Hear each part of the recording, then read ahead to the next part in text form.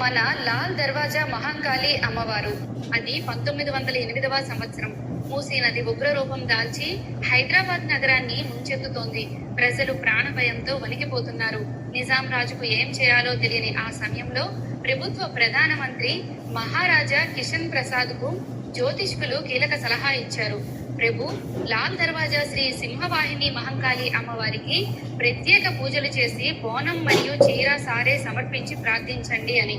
ప్రజల శ్రేయస్సు కోసం నిజాం పాలకుడు అమ్మవారికి మొక్కుకొని ప్రత్యేక పూజలు నిర్వహించారు. ఆ తర్వాత మూసీ వరద తగ్గుముఖం పట్టి హైదరాబాద్ మహా ప్రమాదం నుంచి బయటపడింది. అందుకే నేటికి వరదల ముప్పు వచ్చినప్పుడు ప్రభుత్వం అమ్మవారికి చీర సారే సమర్పించి ప్రత్యేక పూజలు నిర్వహించడం ఆనవాయితీగా కొనసాగుతోంది. ఆ సంఘటనకు గుర్తుగా ప్రతి ఆషాఢ మాసంలో బోనాలు సమర్పించే సాంప్రదాయం కూడా కొనసాగుతోంది. గోల్కొండలో ప్రారంభమయ్యే భాగ్యనగర బోనాల ఉత్సవాలు సికింద్రాబాద్ ఉజ్జయిని మహంకాళి అమ్మవారి ఆలయం మీదుగా చివరగా లాల్ దర్వాజా శ్రీ సింహవాహిని మహంకాళి అమ్మవారి సన్నిధిలో అత్యంత వైభవంగా ముగుస్తుంది.